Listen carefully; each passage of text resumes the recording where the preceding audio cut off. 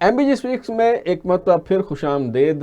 آج کل ایک مرتبہ پھر -1 فارمولے کی بات ہو رہی ہے اور پاکستان کی سیاست میں اکثر -1 فارمولہ جو ہے وہ بروئے کار لایا جاتا رہا ہے. مثال کے طور پہ جو ایم کیو ایم کے قائد تحریک ہیں جناب الطاف حسین صاحب، انہیں -1 فارمولے کے تحت الگ کر دیا گیا. اور اگر ہم ماضی قریب کی بات کریں تو میاں نواز شریف صاحب جو ہیں، سمجھا جا رہا تھا کہ وہ انتخابات کے بعد پرائم منسٹر ہوں گے اور انہیں بھی یہ توقع تھی کہ مجھے نکالا ہے تو اب مجھے یہ واپس بھی لے کے آئیں گے، لیکن وہ مائنس ہو گئے اور پرائم منسٹر نہیں بن سکے.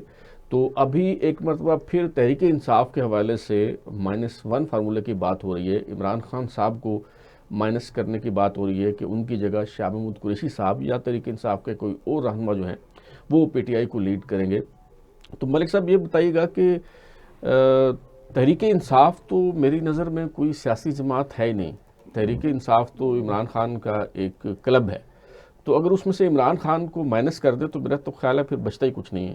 کیا یہ ممکن ہے عملہ؟ ایک تو یہ ہے کہ اگر نہیں بھی ہے سیاسی جماعت تو کچھ حالات کے جبر میں چیزیں آپ کو سیاسی جماعت کی طرف جانا چاہیے. اگر آپ نے لانگ ٹرم سیاست کرنی جی اور آپ چاہتے ہیں کہ آپ کی ایک سیاسی جماعت کسی معاشرے میں اس کی تشکیل ہونا بہت بڑی بات. جی آپ دیکھیں 100 سال پہلے کانگریس اور مسلم لیگ بنے، جی. تو نہیں اگر آپ ہوں گے تو تمہاری داستان بھی نہ ہوگی داستانوں. تو جہاں تک یہ ہے کہ مائنس کرنے کی یہ تجاویز ہوتی ہے. لیکن کبھی یہ ساہیوال جیل کی آپ بات کر رہے تھے، تو اس زمانے میں مولانا مودودی کو سزا ہوئی، جماعت اسلامی پہ پابندیاں بھی لگی اور ان کو سزائے موت تک بات چلی. لیکن آج بھی جماعت اسلامی کا اجتماع ہوا ہے اور مولانا مودودی رحمۃ اللہ علیہ پہ ان کی چیزیں دوبارہ ری ڈسکور ہو. تو کسی سیاسی جماعت کو نہ مائنس ہونا چاہیے نہ مائنس کرنا چاہیے. صحیح. اور تدبر کے ساتھ ان کی کنٹریبیوشن بھی ہے کہ اگر ہماری مین سٹریم جماعتیں جی پیپلز پارٹی سندھ تک محدود ہوگی، فیڈریشن کو نقصان ہوا. نون لیگ پنجاب تک محدود ہوئی، فیڈریشن کو نقصان ہوا. اے این پی کو بھی میں پنجاب میں دیکھنا چاہتا تھا، ایم کیو ایم کو کراچی سے باہر دیکھنا چاہتا تھا. اب کے پی کے تک اگر یہ محدود ہو جائے گی تو یہ صرف عمران خان کا نقصان نہیں ہوگا، یہ پاکستان کا نقصان ہوگا. تو ہمیں کسی کو مائنس نہیں کرنا چاہیے. مائنس آپ اپنی سیاسی حکمت عملی کی وجہ سے ہوتے ہیں. ادھر سے میں اس پہ بالکل کلیئر ہوں.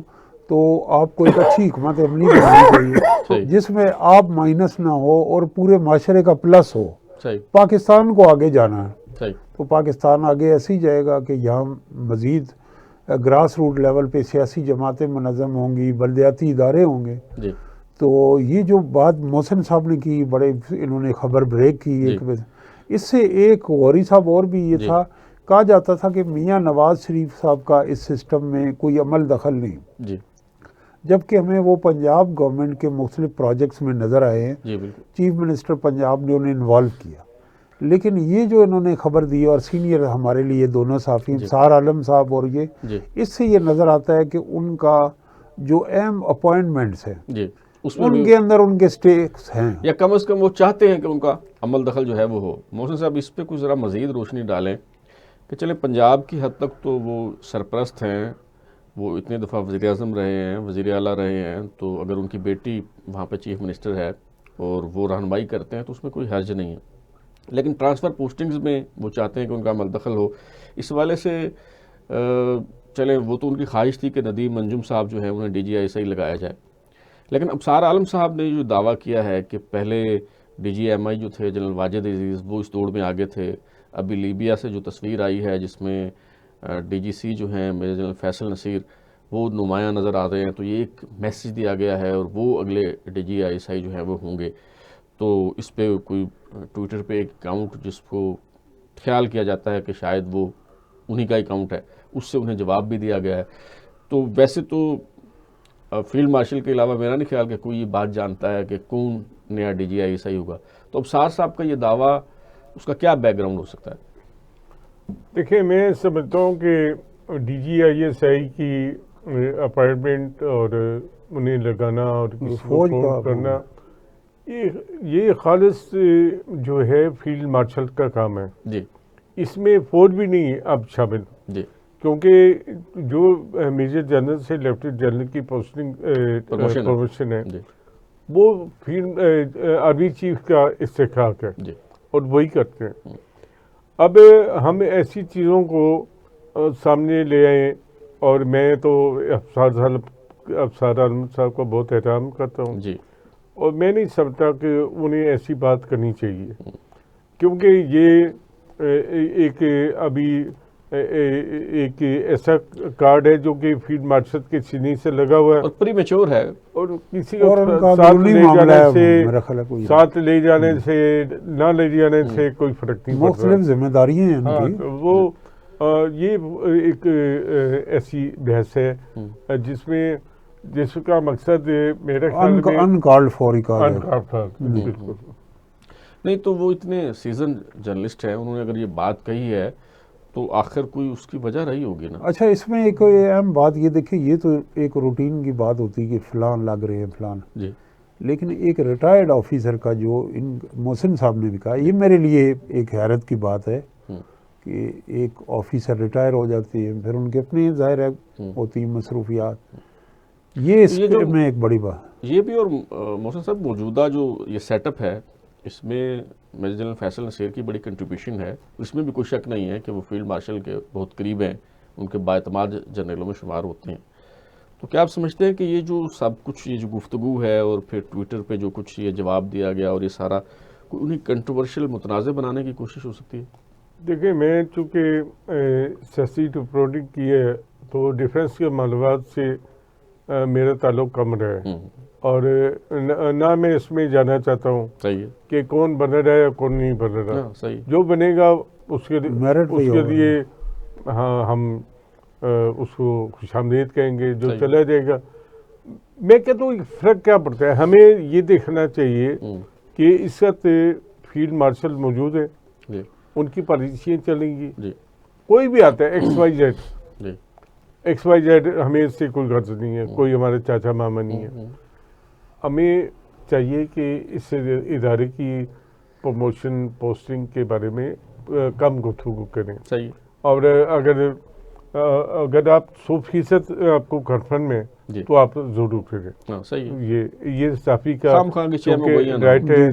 رائٹ ہے, لیکن کسی ایک تصویر کی بنیاد پہ آپ کسی کو کر دیں, بات کر دیں, تو یہ میرے افسر صاحب سے یہ زیادہ بہتر جانتے ہیں انہوں نے کیوں یہ بات کی, تو یہ میں اس پہ مزید بات نہیں کرنا چاہتا. درست. اچھا ملک صاحب, یہ جیسے پہلے بھی بات ہوئی کہ D G I S I کی تقرری تعیناتی پہ بڑی حکومتیں عدم استحکام کا شکار ہوئیں اور کئی ہمارے وزراء اعظم نے کوشش کی اپنی مرضی کا D G I S I لگانے کی, لیکن بات بنی نہیں. جیسے بے نظیر بھٹو صاحبہ نے ریٹائرڈ لیفٹیننٹ جنرل شمس الرحمان کلو کو جو ہے وہ ڈی جی آئی سے لگا دیا. اب وہ کیا کیا کہ اس کو پرسن نان گراٹا کرا دے دیا جی ایچ کیو نے, وہ وہاں اہم میٹنگز میں شریک نہیں ہو سکتے تھے. تو جو فوجی حلقے ہیں اس میں ان کے بارے میں کہا جاتا تھا نو کلو کچھ نہیں پتا.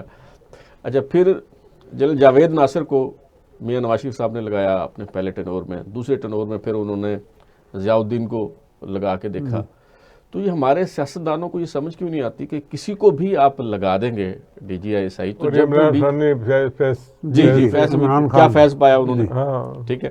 تو میرے خیال سے یہ ہے کہ اس میں ایک جو ہے نا کہ اپنا بندہ, یہ صرف ڈی جی آئی تک بات نہیں, اور بھی اہم عہدوں میں بیوروکریسی میں ہے اور میں کہ یہ عدلیہ کے لوگ ہیں کہ یہ ہمارا بندہ ہے. یہ ایک مغلیہ بادشاہت کی روایت ہے.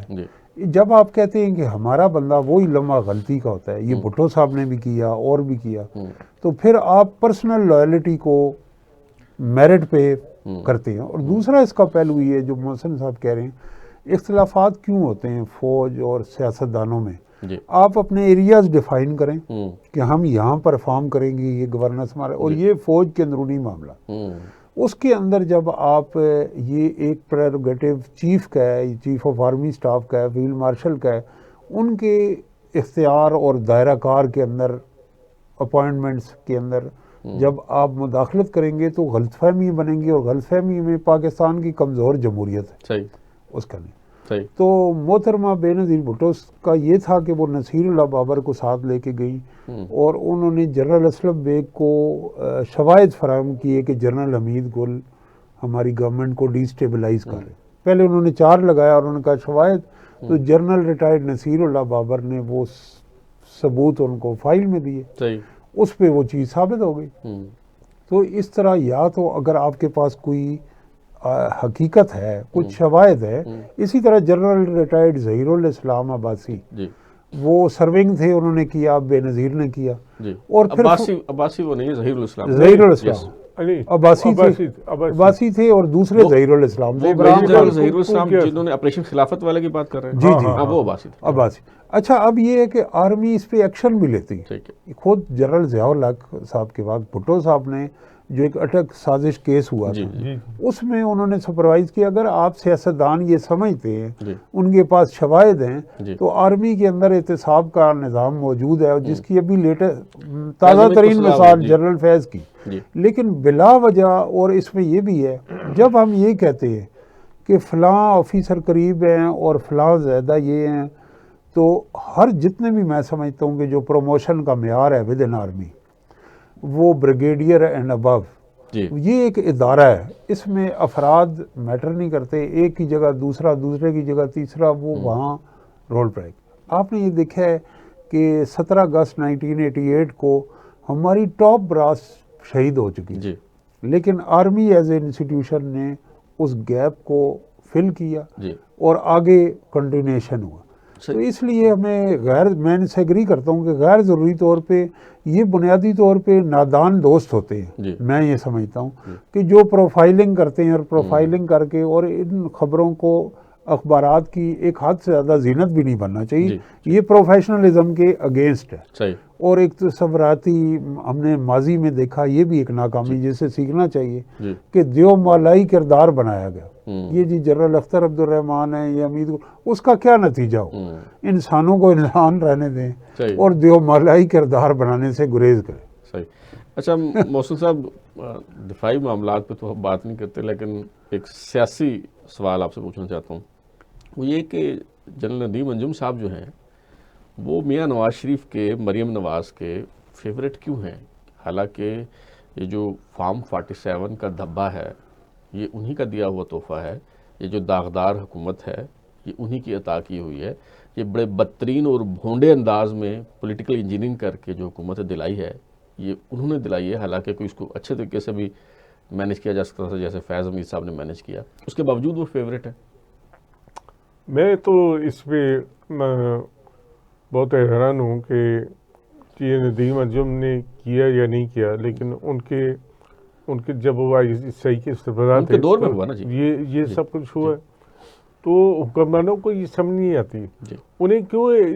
دیکھیں دوسری بات یہ ہے کہ اگر شہباز شریف چاہیں کہ فلاں آدمی ISI کا DG ہو, تو وہ کہہ سکتے ہیں کہ بھی اسمبلی بھیجیں, میں اس کو وہ اس کا بھی اپنی اشیاء دیکھتی رہا, اسمبلی کا بھی کیا ہوا, عمران خان صاحب کے دور میں کیا ہوا. تو آپ آرمی کی جو مداخلت ہے سول اداروں میں وہ بند نہیں کر سکتے. آپ انہیں یہ نہیں کہہ سکتے کہ بھی آپ کے, تو کہا جاتا ہے کہ وزیر بھی ان کی منظوری سے لگتے ہیں اور ان کی جو ہے وہ رپورٹیں وہ دیتے ہیں اور یہ کرتے ہیں. تو یہ آپ طے کر لیں کہ ہم نے کرنا کیا ہے. آپ بندے لگوانے پہ ندیم انجم کو لگا دیں, فلانے کو لگا دیں, کیا فرق پڑ جائے گا؟ آپ اتنے عرصے آرمی چیف لگاتے رہے ہیں اور اتنے DG IGCI لگاتے ہیں, اس سے کیا ملا ہے آپ کو؟ آپ چھوڑیں اس بات کو, آپ پاکستان کے عوام کو سوچیں, ان کے مسائل کو سوچیں, اور فوج کی جو بیجا مداخلت ہے سول اداروں میں اس کو روکنے کے لیے آپ کچھ کریں نا, اگر آپ کی ہمت ہے تو. اور آپ کی ہمت تو یہ ہے کہ آپ کو انہوں نے لا کے اور پاکستان میں واپس آنے کے بعد وہ جو کچھ بھی ہوا, اور پھر مسلمین کو حکومت دینی تھی, آپ کو نہیں تھی. تو آپ اندازہ لگا دیں کہ آپ کے بارے میں ان کی جو سوچ ہے وہ ٹھیک ہے نا, کہ آپ آئیں گے تو آپ یقیناً ایسے کام کریں گے, پھٹے کریں گے. تو انہوں نے آپ کو اس کام سے دور رکھا ہے, اور آپ مزید پھٹے کرنے کے لیے آگے آنا چاہتے ہیں. اب آپ دیکھیں اگر ندیم انجم میں ڈی جی آئی جی صحیح بن بھی جائے جی تو وہ انہیں پرائم منسٹر کے ساتھ کام کر رہے ہیں، جی، انہیں نواز شریف کے ساتھ وہ کام پہلے نہیں بھی کرنا۔ رہے ہیں اس پوسٹ پہ رہے ہیں، کوئی دوست نئی آپ بات کیا ہے؟ ریئلسٹک ہونا چاہیے. ایک طرف یہ پوزیشن ہے کہ منسٹریز میں جو سرونگ افسرز ہیں ملٹری کے انہیں آپ لگا رہے لگا ہیں رہے یا ہیں۔ آپ کو لگانا پڑ رہا ہے، آپ کی اور ہمت دوسری نہیں طرف ہے کہ اس کو روک سکیں۔ دوسری طرف انوکھا لاڈلا کھیلن کو مانگے چاند رے. تو ہمارے شو کا وقت ختم ہو رہا ہے. محسن رضا صاحب، طاہر ملک صاحب، بہت شکریہ آپ کا. پھر ملاقات ہوگی. بلال غوری کو اجازت دیجیے. اللہ حافظ.